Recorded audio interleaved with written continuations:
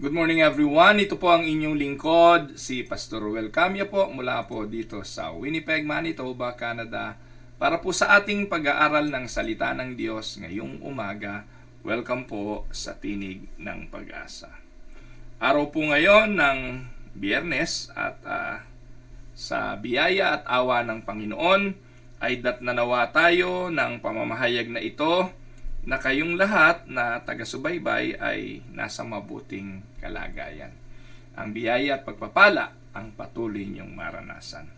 Samahan po ninyo ako sa ating pag-aaral ngayong umaga. Ang pamagat po ng ating pag-aaral ay Our Unchanging God, o sa theology ay The Immutability of God.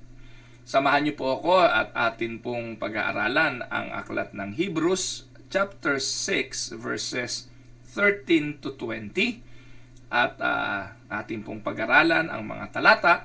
Tingnan natin ang liwanag ng mga salita ng Diyos sa katotohanan ng immutability of God. Samahan po ninyo ako, basahin natin. Hebrews 6:13 to 20. When God made His promise to Abraham, since there was no one greater for him to swear by, He swore by Himself, saying, I will surely bless you and give you many descendants. And so after waiting patiently, Abraham received what was promised. People swear by someone greater than themselves, and the oath confirms that it's said and puts an end to all argument. Because God wanted to make the unchanging nature of His purpose very clear to the heirs of what was promised, He confirmed it with an oath. God did this so that by two unchangeable things, in which is impossible for God to lie, we have fled to take hold of the hope set before us, may be greatly encouraged. We have this hope as an anchor for the soul, firm and secure. It enters the inner sanctuary behind the curtain, where our forerunner Jesus has entered on our behalf. He has become a high priest forever in the order of Melchizedek. Pagpalain nawa ng Diyos ang pagkabasa ng kanyang mga banal na salita na sa araw na ito'y iisa-isahin nating pagbulay-bulayan at pag-aralan. Sa mga talata po ng sumulat ng Hebreo chapter 6 ay binibigyan ng emphasis ang isang katotohanan. The emphasis of our study for today is our unchanging God. Alam niyo po, we are living in a world of change. May mga pagbabago na gusto natin. May mga pagbabago na natutuwa tayo. Like for instance, kapag may bagong sasakyan, bagong damit, bagong bahay, bagong gadget, bagong cellphone, o anumang bago na mabuti, tuwan-tuwa tayo roon. And we welcome those changes. We welcome those wonderful, positive changes ng buhay. But there are changes na ayaw natin. Alam niyo po mga kapatid, ayaw natin ng mga pangit na karanasan. Like for instance, yung pagbabago tungkol sa itsura ng ating mukha. Aminin man natin o hindi, malaki ang pagbabago ng itsura natin 10 years ago.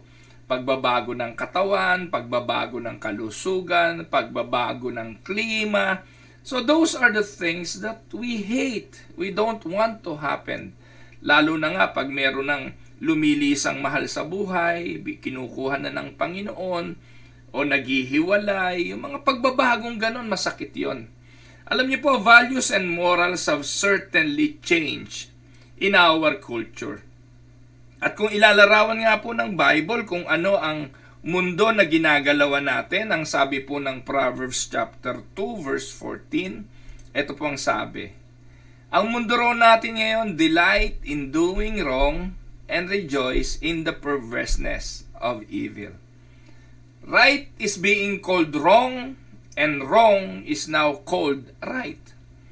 Sa mundo ngayon, yung dating pinaniniwalaan nating mali, pinipilit ng gawing tama. At yung mga tama na kinikilala nating tama, ngayon ay sinasabing mali. Dati po, ang alam natin, dalawa lang naman ang gender, babae at lalaki o lalaki at babae. Ngayon po, hindi na. Nagsimula sa LGBTQ, kung ano-ano pa. So, ito na yung norm. Siguro po kung sasabihin ko ito sa aking inang Uding at sa aking itang Pedro, sa inang Silya at itang Gabino, yun po yung lolo at lola ko sa aking side ng nanay at tatay.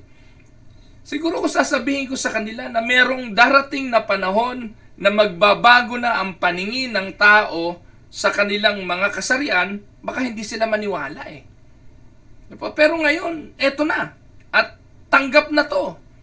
Pag hindi mo tinanggap, lalabas na ikaw ay prejudiced. Ikaw ay hindi matuwid kapag hindi mo to kinilala. Ngayon nga po, nakikikompete sa mga paligsahang pambabae ay dating lalaki. Nakikipag-compete sa Miss Universe ay ipinanganak na lalaki. Pero sumasali sa mga pageant ng pambabae. Tinanggap na ito ng mundo.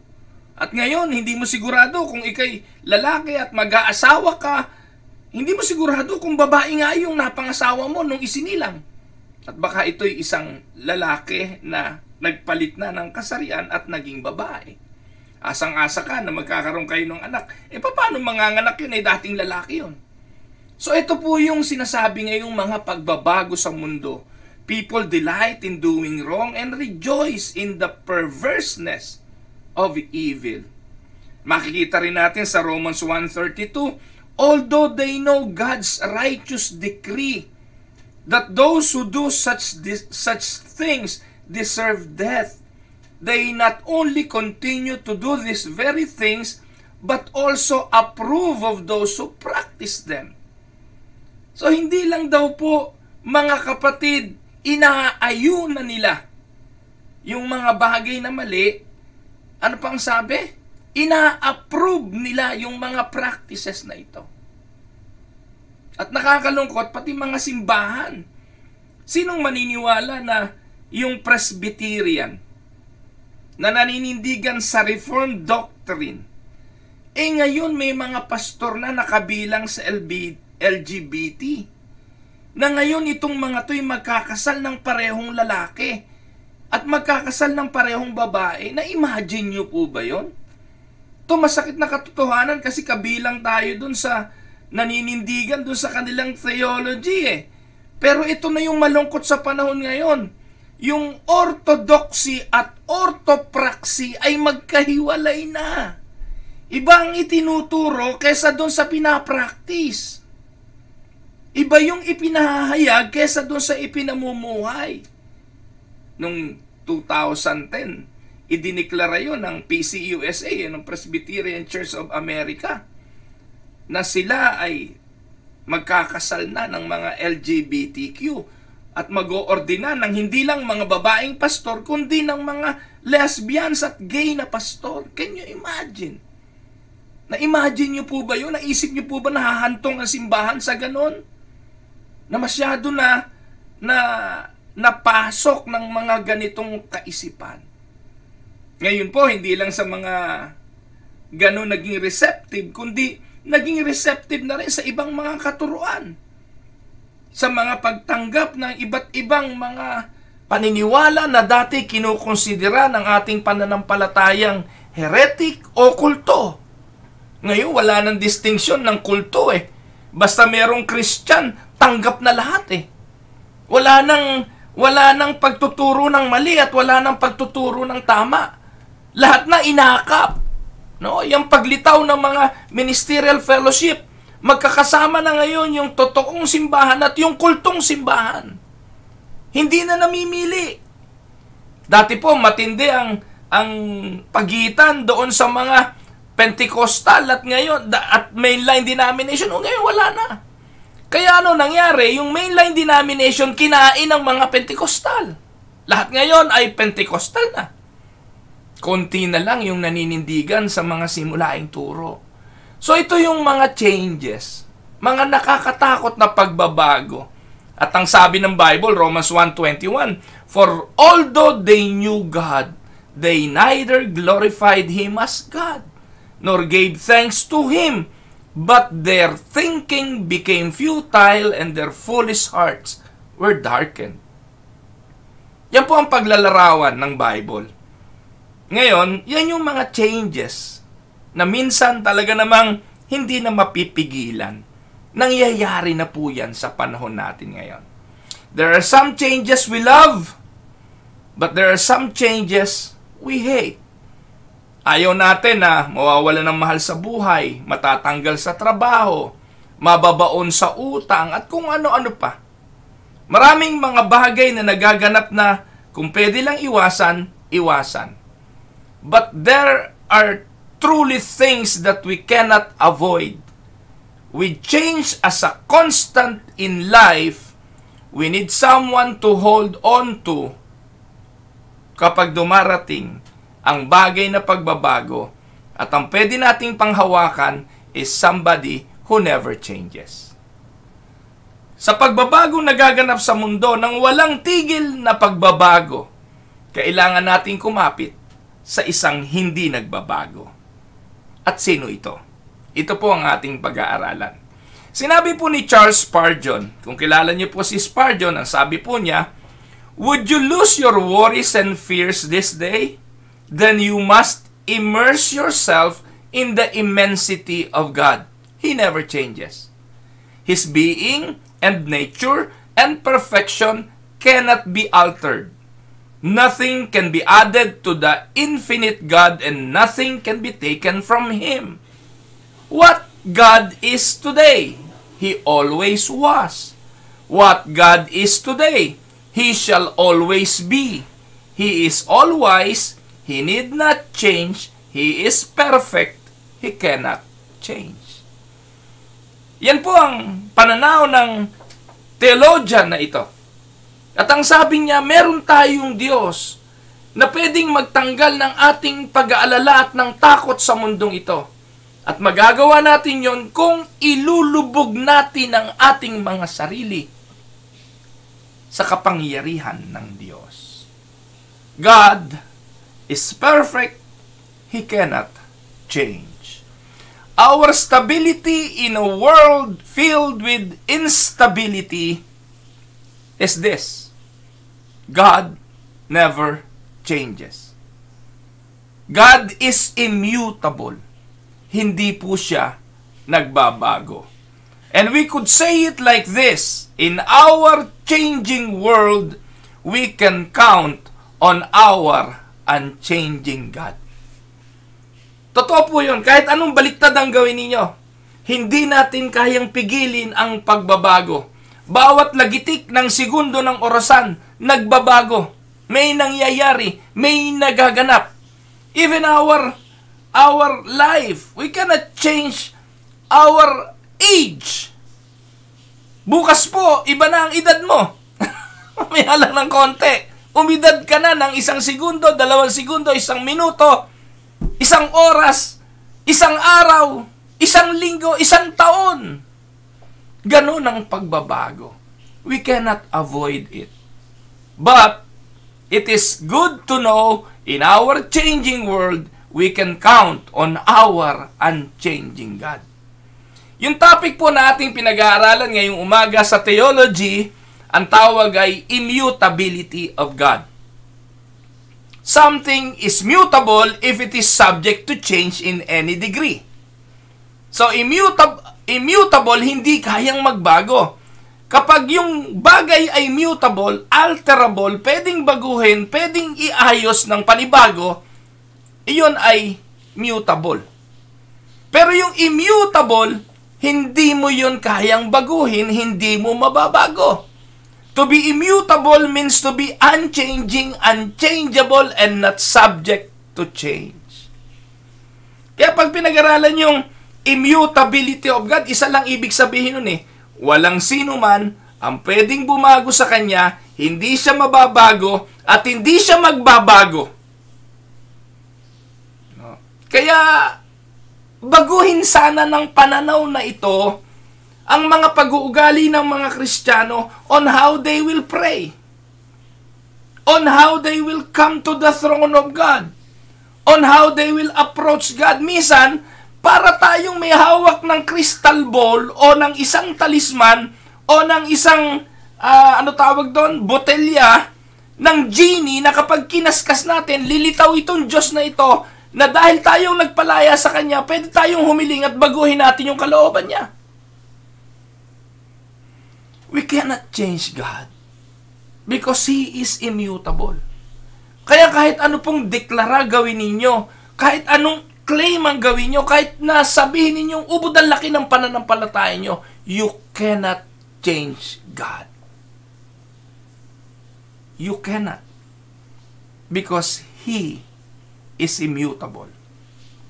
Ano sabi ng mga theologian? Isa-isahin po natin yung mga theologian. Unahin natin si Louis Berkhof. Sabi po ni Berkhof, the perfection of God by which He is devoid of all change, not only in His being, but also in His perfections, purposes, and promises. Sabi ni Berkhof, hindi nagbabago yung kanyang nature, yung kanyang pagka-Diyos, yung kanyang being God. Perfect na yun eh. Ano pa babaguhin mo sa perfect? Mga kapatid, pag ang score mo, perfect 100, hindi ka na pwedeng maging 101. Hindi ka na pwedeng maging 102. Hindi ka pwedeng maging 99 kasi 100 ka na at ang Diyos ay perfect. Anong gagawin mo para dagdagan pa yung perfect? At ang perfect na ito, merong layunin at yung layunin ng perfect God na ito na nagplano ng kanyang mga layunin, hindi mo na babaguhin yun. Walang plan A, walang plan B, walang plan C. Perfect ang kanyang plano. Perfect ang kanyang purposes. At ang Diyos na ito na nangako, hindi pwedeng hindi niya tutuparin yung kanyang mga pangako. Katulad ng talatang ating pinagbubulayan, hindi siya nag-swear ng oath kanino man dahil wala siyang pwedeng panumpaan. Alam niyo po ang nanunumpa doon sa mas makapangyarihan sa kanya. Pero hindi siya pwedeng manumpa kung kanino man dahil wala siyang accountability kanino man. Nakuha niyo po mga kapatid? So, yun ang sabi ni Berkhof. Tingnan naman natin si R.C. Sproul. Ano sabi ni Sproul? The Lord is immutable. It is impossible for His character or being to undergo any mutation. Alam niyo po ba yung mutation? yung kagaya ng teorya ng evolution. Na ang tao raw galing sa organismo, nag-evolve, nag-mutate, hanggang sa naging kagaya natin, na nagkaroon ng kamay, ng paa. Dati raw ay gumagapang sa lupa, ngayon po ay dating nasa tubig, umahon sa lupa, nagkaroon ng kamay, nagkaroon ng paa, naging tao. Walang ganon, ano po? At kung ang Diyos na ito ay perfect, hindi siya nag-evolve, hindi siya nag-mutate, hindi siya magbabago. It is impossible for His character or being to undergo any mutation. His power cannot be augmented or diminished. Hindi mo na dadagdagan yung kanyang kapangyarihan at hindi mo na to babawasan. His power cannot be increased or decreased. Complete na yon. He never learns or forgets and He cannot be anything other than perfectly holy. Ganyan katindi yung paglalarawan ng mga theologian na to sa Diyos eh. Na dapat din nating maintindihan sa panahon natin ngayon. Nothing God has ever said about Himself can be modified. Nothing the inspired prophets or the apostles of the old have said about God that will be rescinded. His immutability guarantees this. Ano yun? All that God is, He has always been. And all that He has been and is, He will ever be. Period. No change is possible in God because God is absolute perfection. Ano pa babaguhin dyan? Kaya ang Diyos hindi nagbabago. Hindi mababago. Hindi ang tawag doon, yung kanyang kapangyarihan, cannot be augmented, and cannot be diminished. Si A.W. Pink may sinabi rin at ang sabi niya, God cannot change for the better, for God is perfect. And being perfect, He cannot change for the worse. So it's not our practice to recite the creed nang walang silbi. Ang mga creed ay inilagay para patuloy tayong paalalahanan kung sino ang Diyos at kung sino ang ating sinasampalataya ng Diyos. Kaya kapag ikay nasa tamang relihiyon na tamang simbahan, paulit-ulit na nire-recite yung creed. Even yung Apostles' Creed na lang. Wag na yung ibang creed kasi yung Apostles' Creed okay din naman na yon. Kumpleto na yon tungkol sa mga bagay na doktrinang ating pinaniniwalaan. Pero alam niyo po, yung Westminster Shorter Catechism ay merong isang bagay na binabanggit tungkol sa Diyos. At ito po mga kapatid ay, di ba yung Westminster Shorter Catechism, question and answer lang naman yon. Di ba question number 1, what is the chief end of man? No? The chief end of man is to give God the glory and to enjoy Him forever. Ngayon, puntahan natin yung question number 4 na Shorter Catechism. Westminster Shorter Catechism, question number 4. Ang tanong, what is God? At ano sagot ng WSC? Ang sagot ng Westminster Shorter Catechism, God is a spirit, infinite, eternal, and unchangeable in His being, in His wisdom, in His power, in His holiness, in His justice, in His goodness and truth. Yan po ang paglalarawan ng katekismo tungkol sa Diyos. Now, ano naman ang sinasabi ng Biblia? There are many verses in the Bible that teach the immutability of God. After Moses thought about what God was asking him to do, he became filled with fear and wanted to know what he should tell the people when they asked who sent him. In particular, he wanted to know God's name. Exodus chapter 3:14. Ano sabi ng Diyos kay Moses? I am who I am. This is God's covenant name. I am who I am, Yahweh or Jehovah sa iba. He is who He is, and because He does not change, He has always been who He is, and He will always be who He is. So ano sabi ng Bible? Numbers 23 verse 19, God is not a man, o God is not man that He should lie, or a son of man that He should change His mind. Has He said and He will not do it? Or has He spoken and will He not fulfill it? Yan po ang paglalarawan ng Diyos eh. Yan ang larawan ng Diyos. Hindi siya tao na pabago-bago ng isip. Hindi siya tao na nagsisinungaling. Hindi siya tao na nagbabago ng kanyang mga layunin. Kung anong sinabi niya, gagawin niya. At kung anong sinabi niya, tutuparin niya ito. Psalms chapter 90 verse 2, before the mountains were brought forth, or ever you had formed the earth and the world, from everlasting to everlasting you are God. The same God who created the world and the same God who will come back is the God that never changes.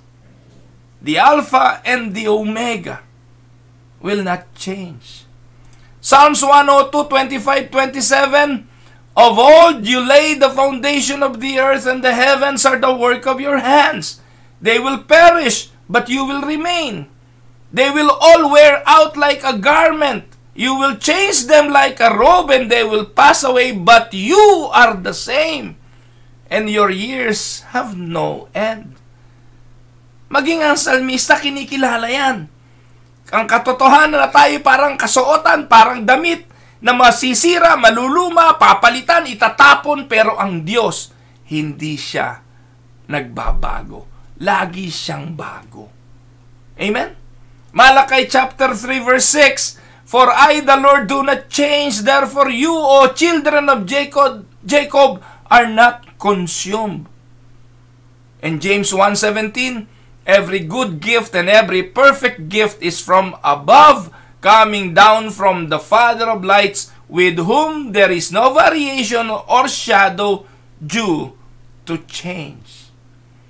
In the Jewish mindset, the heavenly light refers to the sun, moon, and stars and planets. Yan ang paniniwala ng mga Hudyo na yung mga ilawan na yan, yung mga nagliliwanag na yan, ay kinikilala ng mga Hudyo na mga pinagmumula ng liwanag.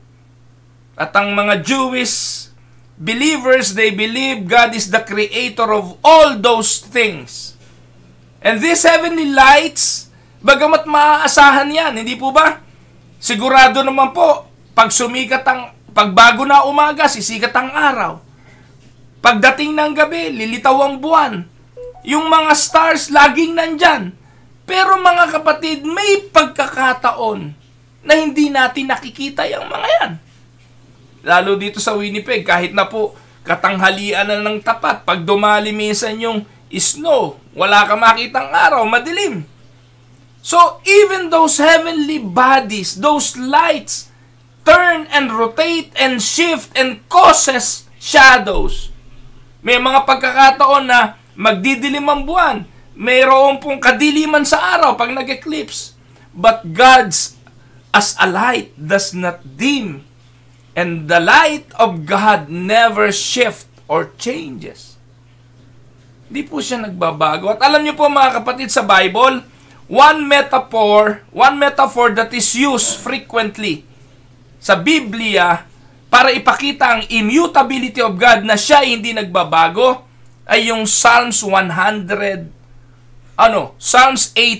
and 2. At gusto ko pong sabihin ito sa mga kapatid na dumadaan sa mga problema ng buhay, dumadaan sa mga karamdaman, at kung nakikinig po sana ngayon si kapatid na Nay Garcia, si Ate Esther Bautista, o kung sino pa man pong mga kapatid na nasa mga pagdurusan ng kapighatian at paghina ng katawan. Ito po yung talata sa Bible na nagpapakita ng katotohanan that God never changes. At ito pong pangakong ito ng Diyos ay mapanghahawakan. Psalms 18:1 and 2 ang sabi, I love you, O Lord, my strength. The Lord is my rock and my fortress and my deliverer. My God, my rock, in whom I take refuge, my shield and the horn of my salvation, my stronghold. And on verse 31 of Psalm 18, ang sabi, For who is God but the Lord? And who is a rock except our God? Siya yung batong hindi natitinag. Siya yung batong hindi nagbabago. Siya yung bato na ating kanlungan. God is immutable in His essence and in His attributes. In our changing world, we can count on our unchanging God. Sa pagbabago ng lahat, sa pagbabago ng ating katawan, sa pagbabago ng ekonomiya, kapapanood ko lamang po ng isang balita mula sa Immigration Canada. Ngayon na ngayon lang. Pagpasok po ng January 1st, yung mga international student, gusto ko lang i-remind yung mga nagtatangka na pumunta dito sa Canada as an international student. Dati po ang required lang pagpunta nyo rito is $10,000. You need to bring $10,000 with you para magamit ninyo sa startup money nyo rito habang kayo nag-aaral. Ngayon po, dodoblihin yon. Hindi ka na makapupunta sa Canada ngayon kung wala kang $20,000 na dadalhin dito. Kung ikaw ay may $20,000 na gagastahin mo rito, uubusin mo rito para mag-aral, gastahin mo na lang yung $20,000 na yan sa isang startup business sa Pilipinas. Dahil ang pagpunta rito, walang guarantee na magiging matagumpay kang estudyante at makakatapos at makakapagtrabaho at magiging isang permanent resident. Alam niyo, failure po yung international student pathway. At napakarami po ritong mga international student ngayon, dahil lang inaakala ang pangako ng mga agency, ay hindi, makakapagtrabaho naman kayo doon, 20 hours. Alam niyo po ba yung 20 hours a week? Kulang pa ho yun para sa pangkain. Ang renta ng apartment, pambayad sa mga bills. Kung wala kang dalang pera, madidepress ka lang. Lalo na kung nag-iisa ka. Pabor yung mag-asawa kayong pupunta, at least yung isa full-time na makapagtatrabaho habang yung isa nag-aaral. Yun po yung mga nagtatagumpay. Pero kung solo ka, napakabigat. Lalo na kung wala kang sponsor na titirahan na libre, walang mga kamag-anak na kukup-kup na libre, pag-isipan nyong mabuti at huwag kayong maniwala sa pangako ng agency na hindi po totoo.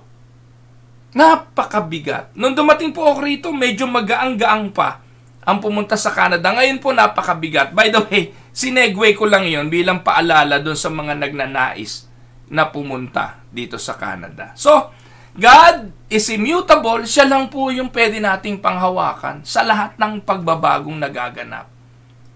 No? Walang kasiguruhan ng trabaho. Kahit gaano tingin mo ka-secured, kahit gaano kalaki sweldo mo, in an instant, in a click of a finger, pwedeng magbago. At ngayon po, ang ekonomiya, talaga naman po, nung dumating po ako rito, 2012, yung $100, marami pa hong nabibili. Dumating po ako rito, ang isang sako ng bigas, $18 or $19, yung, ano ba yun, 16 kilos?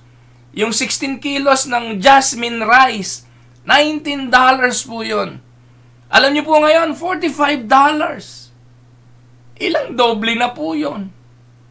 Yung karne noon, bumili ka ng kalahating baboy.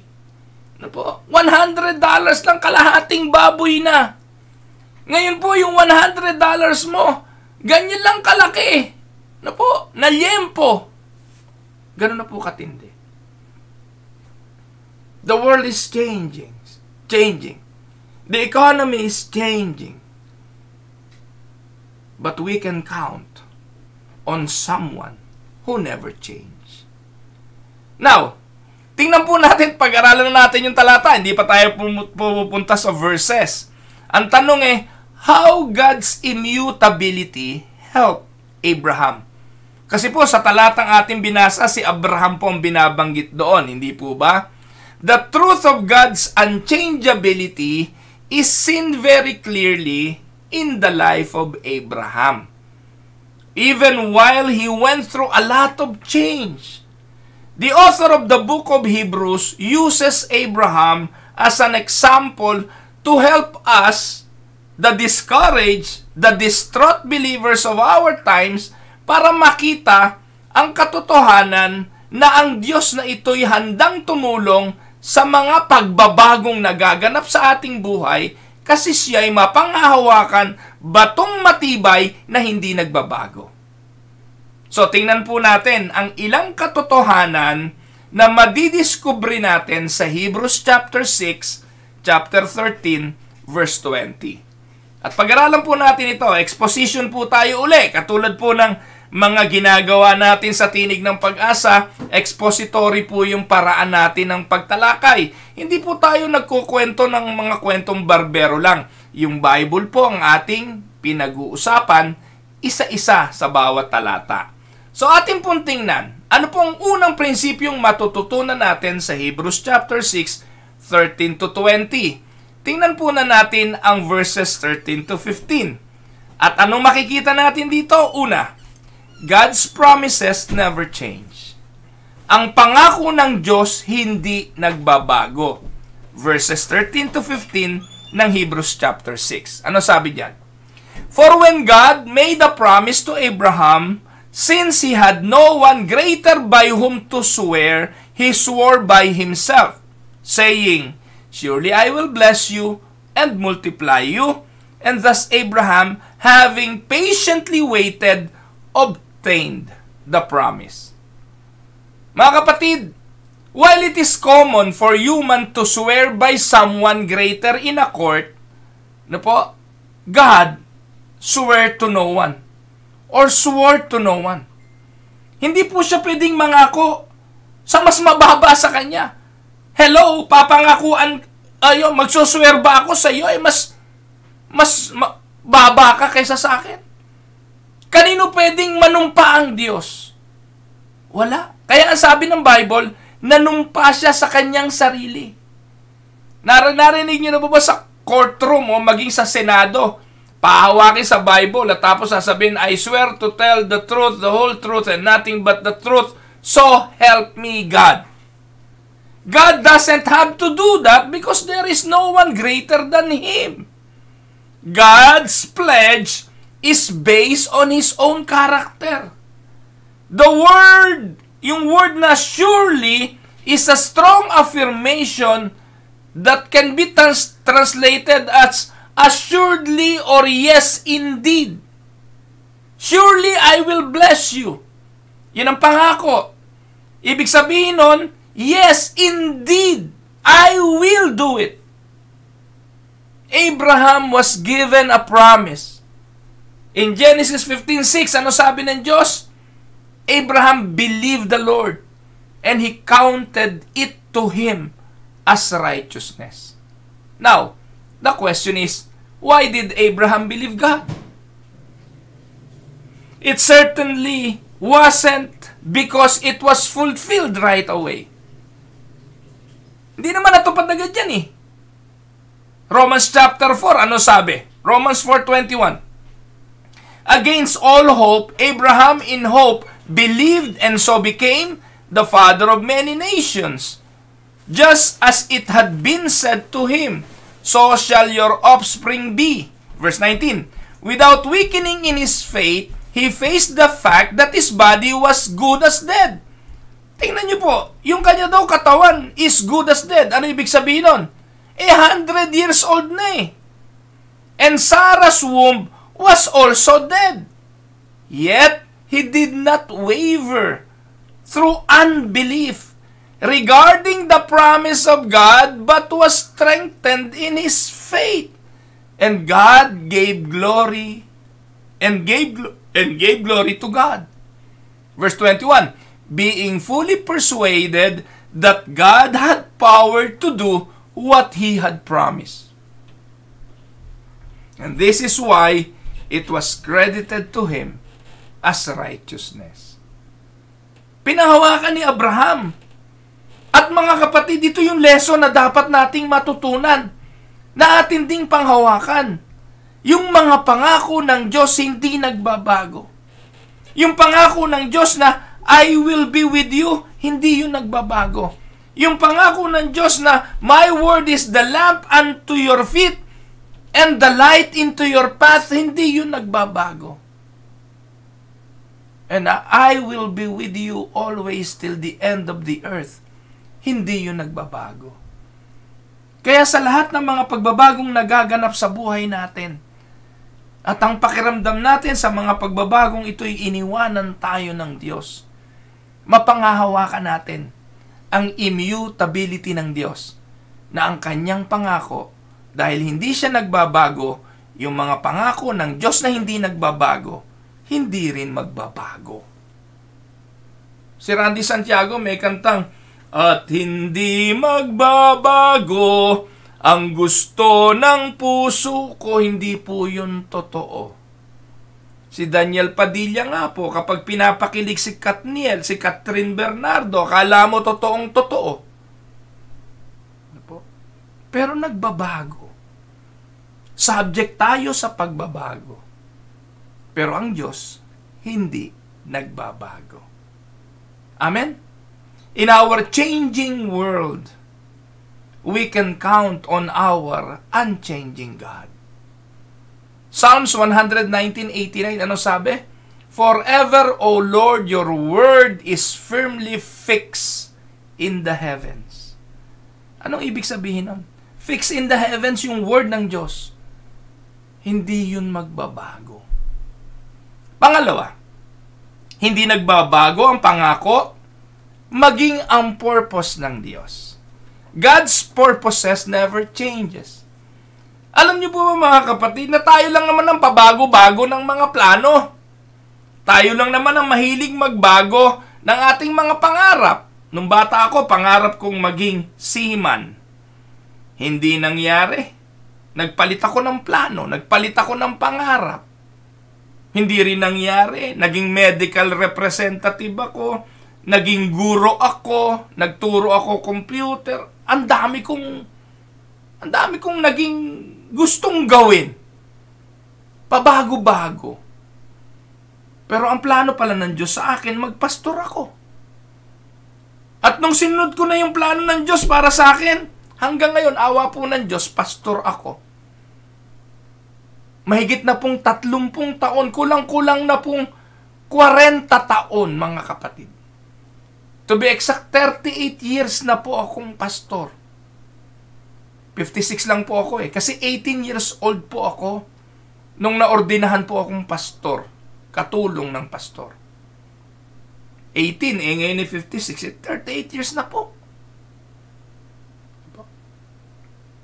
At yun po mga kapatid, ay plano ng Diyos. Wala siyang plan A, wala siyang plan B. Ang plano ng Diyos ay siguradong mangyayari at siguradong magaganap. Ano sabi ng verse 17? So when God desired to show more convincingly to the heirs of the promise the unchangeable character of His purpose, He guaranteed it with an oath. Look at those words. Unchangeable character of His purpose. Yung kanyang layunin, kung bakit niya pagpapalain si Abraham, hindi yun magbabago. Ang tanong, ang tagal-tagal, mangyayari pa ba yan? Pangako yun ang purpose ng Diyos. Kung kailan matutupad, ayon sa Diyos. Kung kailan mangyayari, ayon sa Diyos. Pwede bang baguhin yun ng tao? Hindi. Diyos ang magaganap at tutupad nun. Minsan, dadalhin ka ng Diyos doon sa pagkakataon na parang wala nang pag-asa. Para ang kanyang kaluwalhatian ang maluwalhati at maitaas.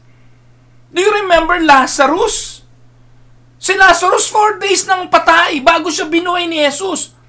Bakit hinintay pang mag-4 na araw? Para makita na talagang patay.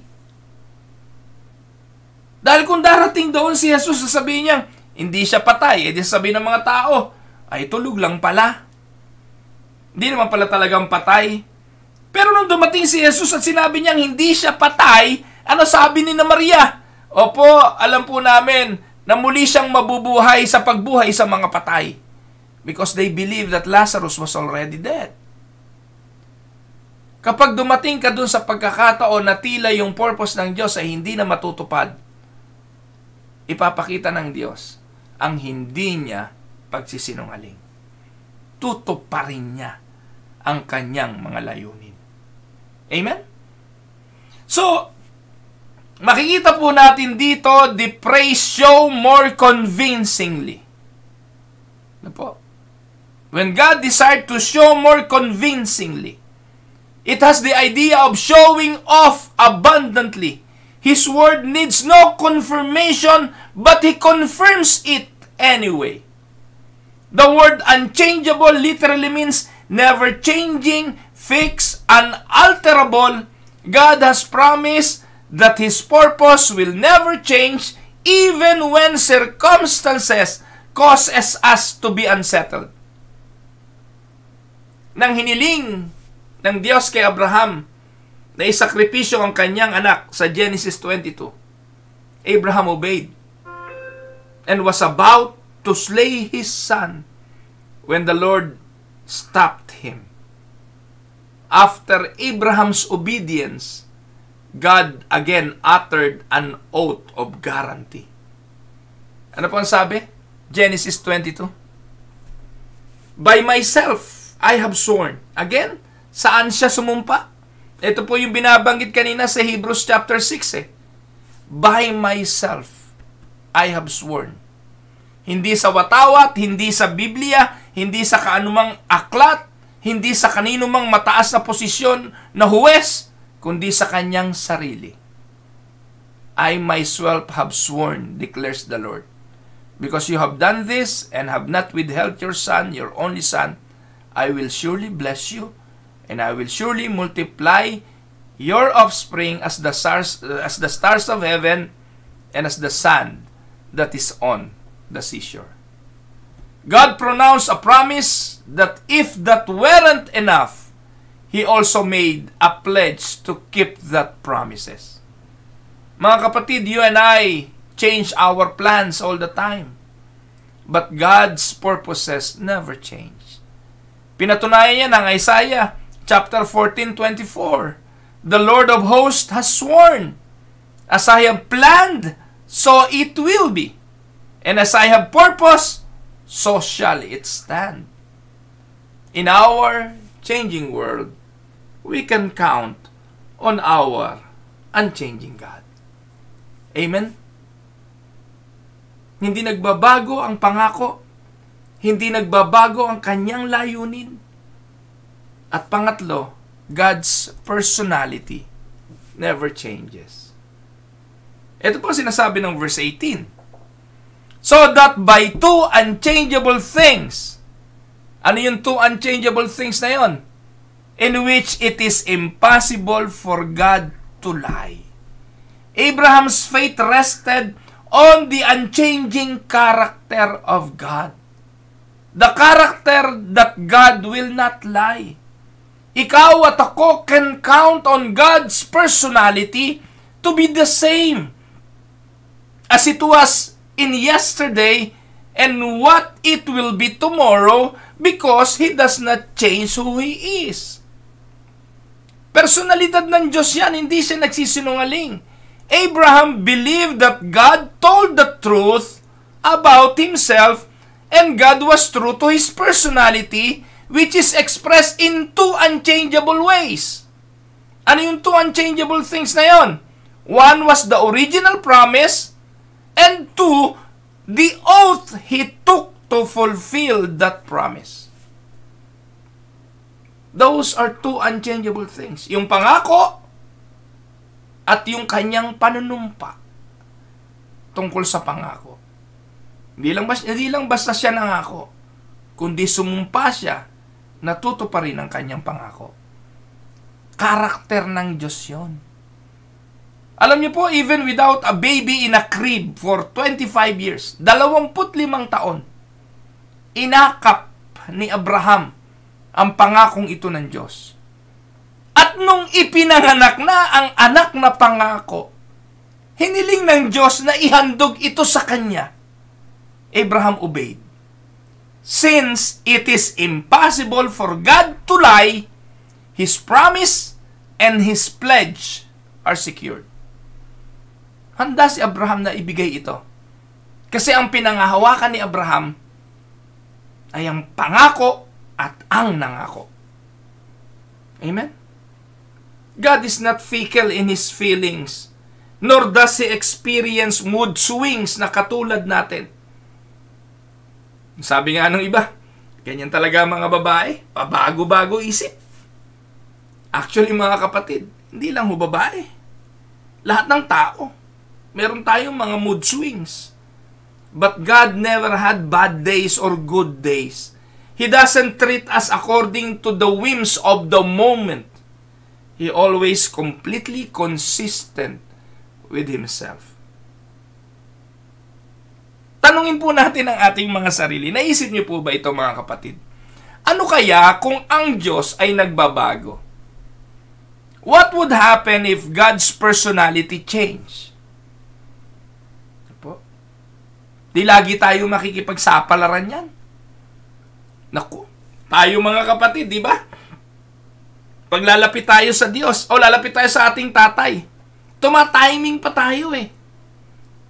Magpapaalam, lalo na yung aking mga anak na po. Noon to'y maliliit, talaga hong nagpapaalam. Eh pag lumalaki, hindi na ho nagpapaalam, ipinapaalam na lang. Magkaiba yun eh. Iba yung humihingi ng permiso, kesa doon sa ini-inform na lang kayo kung ano gagawin nila. Noong araw, no, bibili lang ng ganito, bibili lang ng gano'n, magpapaalam pa eh. Ngayon, magugulat ka na lang, walang tigil yung pindot nung Amazon doon sa pintuan namin para mag-deliver ng kung ano-ano eh. Hindi na po nagpapaalam, ipinaalam na lang. Pag may lakad, pag mayroong pupuntahan, na ipapaalam, saan ka? Bis na, saan ka punta? May lakad lang ho kami ganito. Hindi na nagpapaalam. Ipinaalam na lang. They will just inform you. Well, hindi ko na po inaaway kasi wala na pong minor dito sa bahay. Puro na po. Yung bunso ko, 19. Yung pangalawa ko po ay 23 na. 24. Yung panganay ko po ay 28 na. Wala ka nang pwedeng pigilin doon. Ano po? Pero alam nyo, nung araw kami, tatiming ka pa talaga eh. Titingnan mo muna yung mood ng tatay mo kung okay bang magpaalam. Dahil pag hindi, talaga namang hindi ka napapayagan, sesermonan ka pa. Pero pag maganda ang mood, papayagan ka, may baon ka pa. Yung mga ganun, ho. Pero alam niyo po, sa Diyos, hindi siya nagbabago. Wala siyang mood swing. Kung ano yung matuwid, kung ano yung palatuntunan niya, kung ano yung mangyayari, gagawin niya yon. Tandaan po ninyo, even your prayer cannot change God. Don't you ever think that your prayer can change the mind of God? Ang tanong, Pastor, ba't pa tayo magpe-pray? We pray to strengthen our relationship to God. Kapatid, kung Kristiyano ka, ito totoo, wala namang mangyayari sa buhay mo na hindi ginagabayan ng Diyos. Kung Kristiyano ka, walang mangyayaring aksidente sa buhay mo na hindi filtered by your Heavenly Father. Kung ikay anak ng Diyos, imposible ka na mamuhay nang hindi ginagabayan ng isang mabuting pastol. So, ibig sabihin, lahat ng nagaganap sa buhay ng isang Kristiyano, nagaganap dahil pinahihintulutan ng Diyos. Amen ba?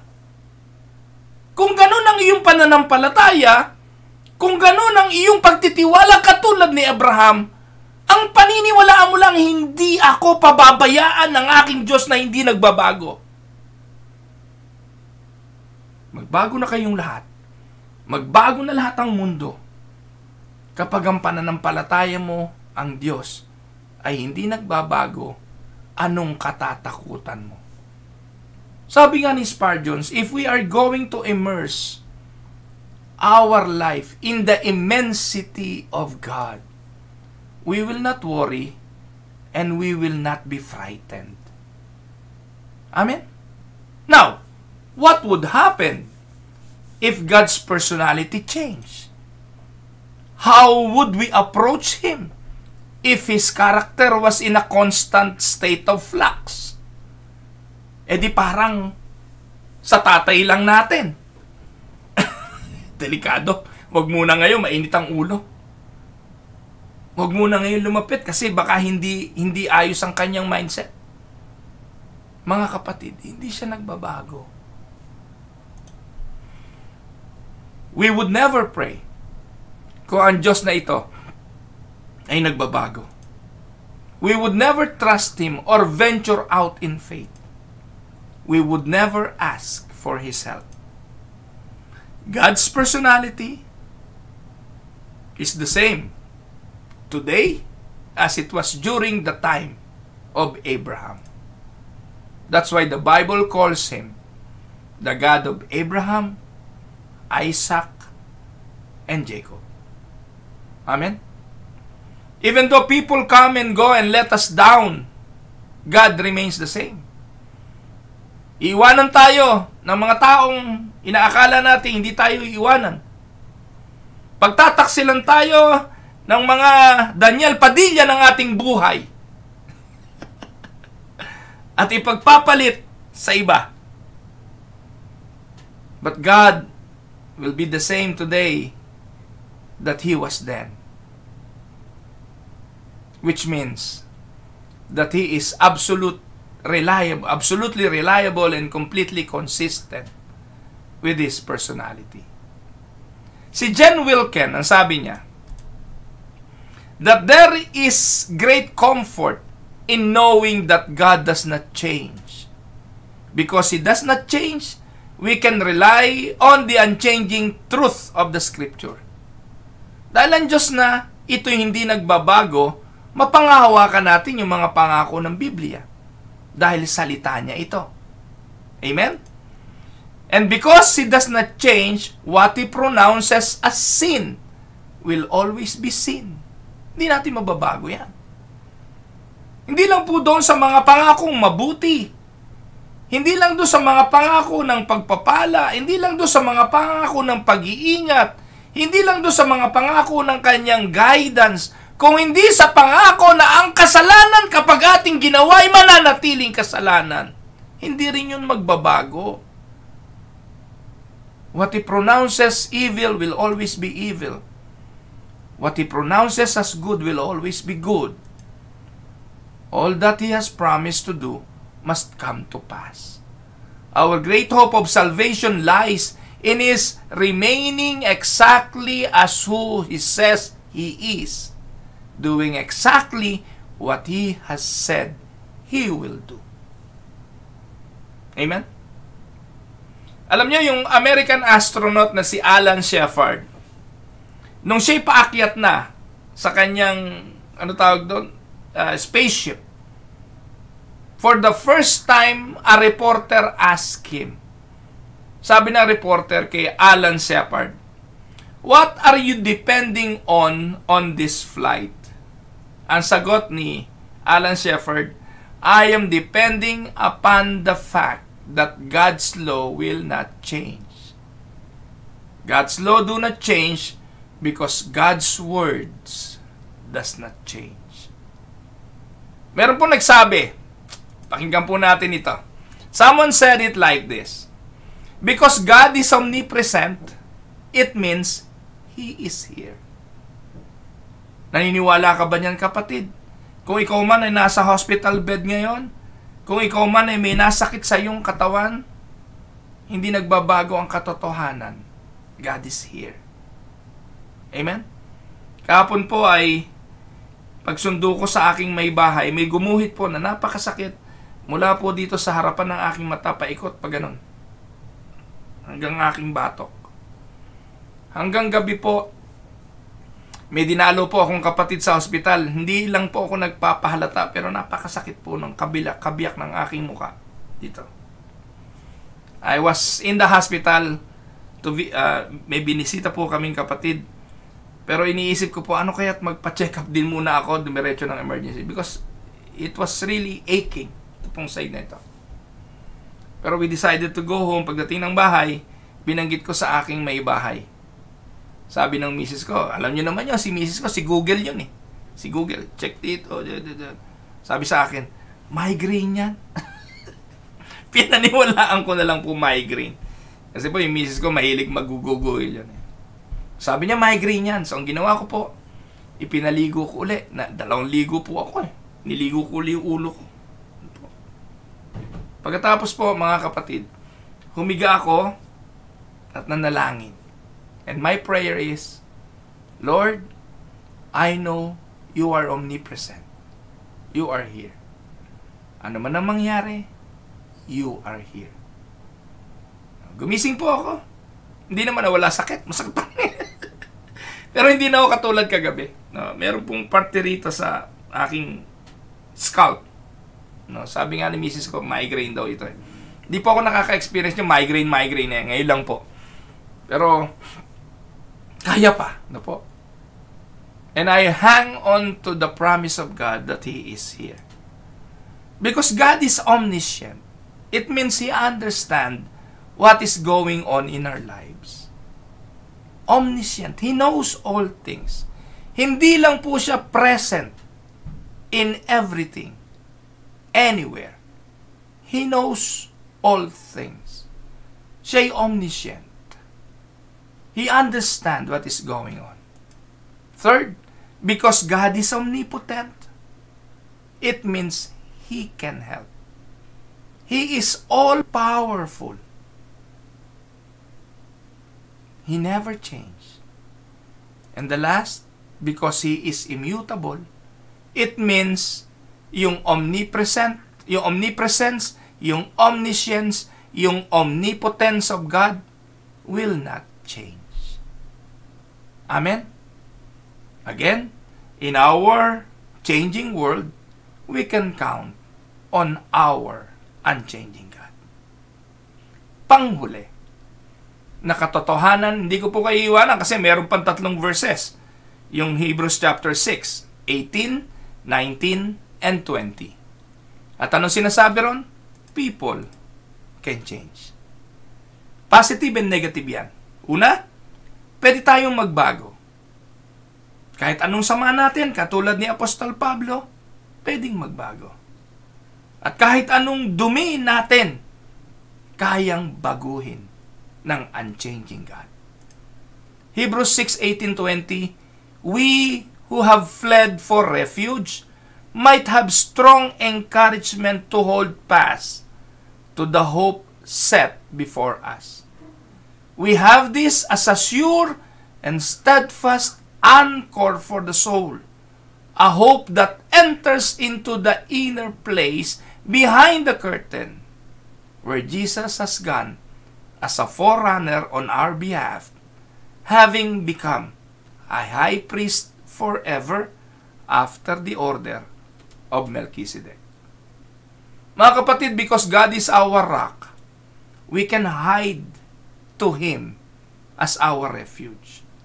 And we can hold fast because He holds fast to us. To hold fast to the hope means to grip or grasp onto God Himself. This is further explained sa Hebrews 10:23. Di ko na lamang po na ilagay yung Hebrews 10:23. Ano sabi ron? Let us hold fast the confession of our hope without wavering, for He who promised is faithful. And because God's promises, God's purpose, and God's personality never change, people can change. It's great that God never changes, but wouldn't it be awful if you and I never change? It is precisely because God is immutable that you and I can experience the hope of lasting change from the inside out. Dahil ang Diyos na ito ay hindi nagbabago, tayo ay pwede niyang baguhin. Tayo ay pwedeng magbago. We should never say, I cannot change. That's just who I am. Ako na to, hindi na ako magbabago. In essence, we are claiming to be immutable kung sasabihin natin hindi tayo magbabago. Kaya yung mga pangako natin, hindi natin pwedeng laging panghawakan. Tandaan ninyo, pag may nangako sa inyo, huwag niyong kapanghawakan kasi ang tao hindi immutable. Pag sinabi sa inyo, naku, I will never leave you. Uwe, Diyos lang yon. Pag sinabing, I will provide for you all your needs. Uwe, hindi yun totoo. Diyos lang yon. Amen? Kasi ang tao nagbabago. Sino maniniwala ng 11 years ni Katniel? Ngayon nga. Kasi nga ang tao nagbabago. Minsan nagbabago pasama. Nagbabago pabuti. Pero ang Diyos na ito na hindi nagbabago, kapag ikay kasama sa kanyang pinili at binuhay ang patay na espiritu mo, patungo ka sa magandang pagbabago. Makikilala mo si Jesus bilang Panginoon at tagapagligtas, mapapatawad ka sa iyong mga kasalanan, you will be justified, mako-convert ka, magiging Kristiyano ka, yung old nature lilipas na, at ikay magiging bago, mamumuhay ka sa sanctification, progressive yun, pabuti ng pabuti. Hanggang sa pagparito ng kanyang bugtong na anak for our glorification. Amen? Sabi po, just as my assurance of salvation rests in the fact that God cannot change, my hope of satisfaction rests in the fact that I can. The unchanging one dispels forever the myth of human immutability. changing a heart that was once a stone into a heart of flesh, changing desires that once sought to glorify self to those that seek to glorify God. And only God can make that change in us. Amen? So let us note that this hope of change is a sure and steadfast anchor of the soul. Our hope is firm and fixed, certain and steady. This implies two things. Ano po ibig sabihin niya? Ang ating mga kaluluwa ay prone to drift. Amen? Katulad ng bangka, ang ating mga kaluluwa may tendency matangay ng alon. Kaya nga sabi, mag-ingat kayo sa mga bagong mga katuruang nagsisilabas ngayon. Huwag kayong katulad ng mga barkong hinahampas ng alon kung saan ang hampas doon ang agos. May tendency kasi na talagang madrift, matangay tayo. Pero anong sabi? Our soul need an anchor. At ang anchor na ito, na kahit anong lakas ng bagyo, kapag nakaangkla, hindi ito matatangay. Hindi ito madadala. An anchor is a steadying force and prevent drifting into the choppy sea of our lives. It keeps us from sliding away and keep us from being swept away by the winds of trials and temptation and the sinful habits in our society. The anchor is like the immovable rock that we can hold on to, na lagi tayong siguradong hindi matatangay.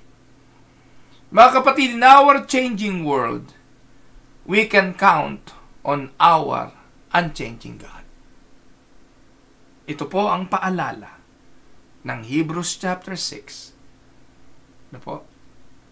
At nawa, naging hamon sa bawat isa. Hindi po siya nagbabago.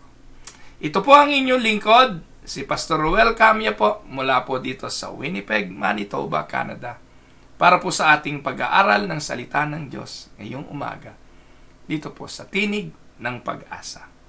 Happy weekend, everyone.